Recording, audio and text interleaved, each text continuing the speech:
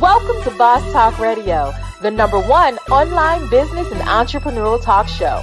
Brought to you by Elite 8 Tax and Financial Services. Boss Talk Radio, keeping it real, yeah, that's for sure. I said a Boss Talk Radio, here for your needs, we'll crack the code. He the boss. He gon' fix your situation like there ain't no time for wasting. We ain't playing when we saying he the boss. And if you ever have a problem, he gon' show you how to solve it. Listen in and he'll show you he the boss.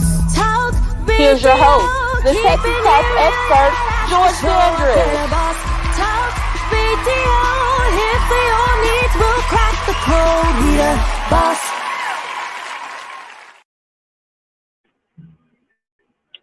So I'm dealing with a first. Y'all got to bear with me because I'm coming to you live from traffic, and the traffic looked like it's, I don't know, Latin American parade or Jewish American parade, something like that. But if you're tuning in, leave your name and where you're tuning in from in the comments. Let me know where you're watching from, and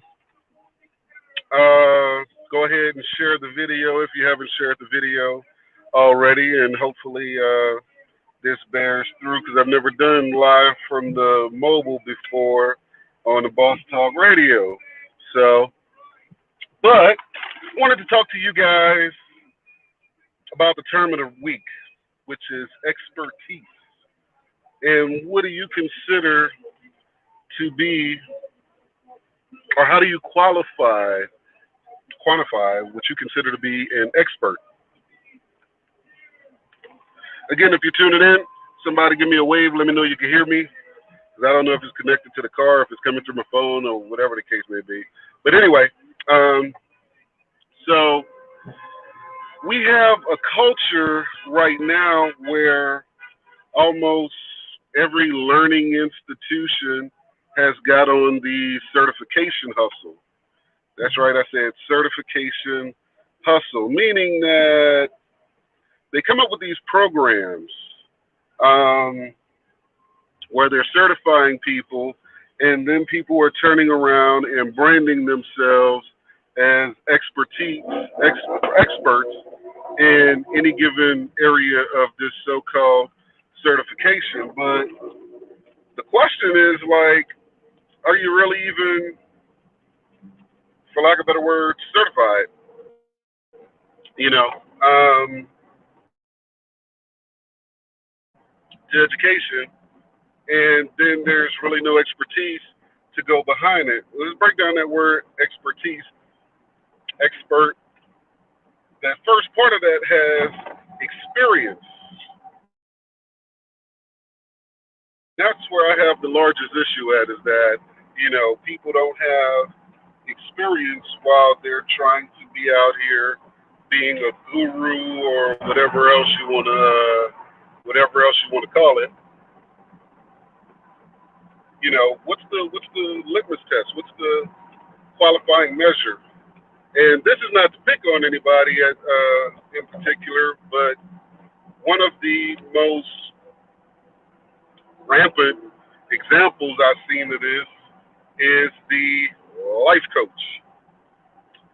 And I say that because oftentimes I see quote unquote life coaches who are under 30 years old.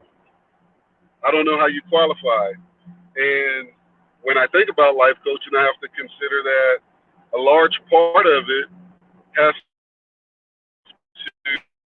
to, you know, so when you speak to a mindset and the things that impact them, not only do you at least have to have some life experience with that, but it almost seems like a watered down version of a psychiatrist or something when you put it in perspective, right? So I just left the conference where I get some more, you know, CE credits and stuff like that, learn some stuff or whatever. And we were talking about practice management as it relates to the tax industry and how to make sure you're charging your worth and whatever the case may be. you know. And if you're tuning in, I'll ask you this question about your current tax professional. You know, are you shopping them by price? Are you shopping them by quote unquote the amount of refund that they can get to you? You know, or things like that, or are you shopping them based on knowledge and experience, or at a bare minimum, because sometimes they're new in the game or whatever, their ability and willingness to research any given situation you may have to maximize the tax benefits for you, because your tax professional really should be an advisor first, you know. And so I thought about, like, when you go to the doctor, right? You go to the doctor and you have whatever nuanced problem it may be. Number one, you can't just pick up the phone and call a doctor. You know, you have to go through a process. You have to make an appointment, so forth and so on. And they're going to bill you accordingly. Well, the tax profession is really like the same way, in any other profession for that matter. You know, when you go to a mechanic, you may be able to describe a noise or something a car is making, or a performance issue that the car or vehicle may be having or whatever, but it really takes that mechanic to get in there with his tools and his expertise to diagnose the problem and subsequently quote you a cost to fix it. And it's only right that above and beyond the parts and labor, he prices his knowledge into that equation, right? So the thing is that a lot of people right now are grabbing these certifications, and those certifications have no meaning unless you are willing to put in the work beyond the certification to continuously educate yourself in your particular craft, practice, industry, etc., so that you can be deemed an expert in that particular area. You know, just having completed, consider this, when you, I don't know, pick a profession, you know, somebody that just came out of school, they graduated. They could have graduated summa cum laude or whatever you call that. If I'm saying it wrong, so be it. But even if they did, they don't have the game on somebody that graduated with these 10 years prior and been working in whatever that industry is. You know, that person has more expertise because they have application associated with their learning, you know. So I'm encouraging my business owners, because there's a popular term out there some time ago saying, yeah, follow your passion, the money will come, whatever, whatever. You know, and if, say, you're a cook, chef, whatever the case may be, there's more for you to learn. There's more that you can get, you know, great at and become even better. But then outside of that, you have to hire out the other expertise, you know, as far as like how to break down these costs and where to, you know, shave expenses and whatnot. That's not what you do. You cook, you know. So this is what makes the world go round, is people hiring out the expertise of others. That's what makes an economy function, you know. But by far and large, today we live in this guru society. There's this term I don't like. I've even been called one, but I don't like it, is the influencer. And the influencer is often mistaken as an expert. You know, some time ago, y'all had some issues, for lack of better words, social media legends who got caught being hypocrites in their own, for lack of better words, teachings or whatever, because they weren't applying what they were teaching.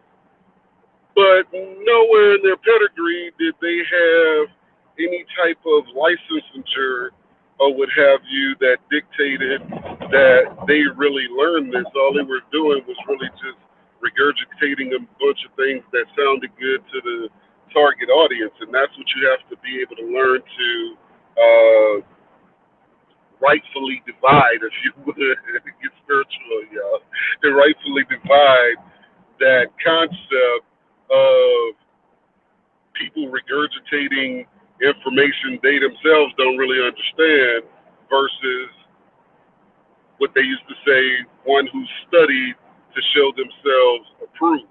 You know, when you go to a doctor, a mechanic, an attorney, you expect them to know, or at a bare minimum have the skill and education to find or figure it out, you know. So whatever business you're in, and when I say business, I'm not just referring to a business owner. I'm talking about anybody doing any type of work to generate income, whatever that business may be. Ask yourself,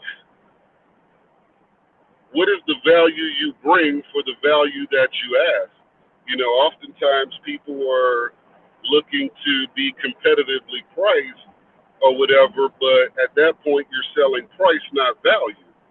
You know, and if you don't sell value, ultimately you'll lose that business to another price. Even if you are an employee for any organization on any given day,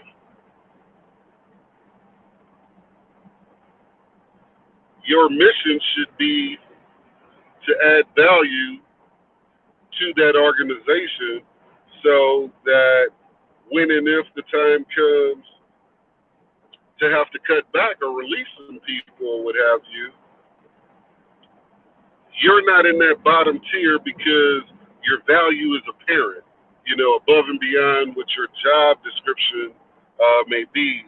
A lot of times people are talking about, well, don't employee bash or whatever, but it is rare to find employees that have an ownership paradigm. That's the term, ownership paradigm. Oftentimes, and y'all seen this, and you may even be guilty of it, you go to work and you try to figure out what's the minimum amount you can do in the maximum amount of time possible to increase the value of what they're actually paying you. You figure, okay, well, I'm getting paid this, but I only did this, so it's good. And then you question why you're not considered for the raise, the promotion, or what have you. Kind of ties into that old theory about dress the one you have. It's kind of like do the job that you want, not just the one you have. So when it's time to select somebody for that next position, that next job, you're the obvious choice, you know. And this requires more than just certifications, you know. That's just a piece of paper. I was having this conversation about colleges with somebody some time ago, and there's going to be some degree people that's going to jump on here with their drawers and their booty, you know, upset about this, but it's a matter of fact. You know, 20, 30 years ago, not only was a college degree a big thing, but where the degree came from was a big thing. Today, they just want to know that you have it. They don't care if it came from Wally World University or Harvard. You know, they want to know that you're able to engage in an activity and complete it despite it taking time and challenges or whatever. They want to know that you can complete some stuff, you know. So past that, though, you know, an attorney doesn't stop learning at the point that he passes the bar. His job is just beginning. You know, he has to then continue to study and apply all of his training to become the expert. That's why oftentimes attorneys have niches. You don't see attorneys that's out there doing, you know, corporate mergers and acquisitions doing personal injury cases. Like you don't see that. You know, it's one or the other, and there's a reason for that. You know, so consider what value you bring to the table for the value that you're asking, and apply pressure. And that's how you become the expert, by being the obvious choice in whatever it is. Then Boss Talk Radio, I can't do the exit video because I'm driving, so I will holler at you guys later. Peace.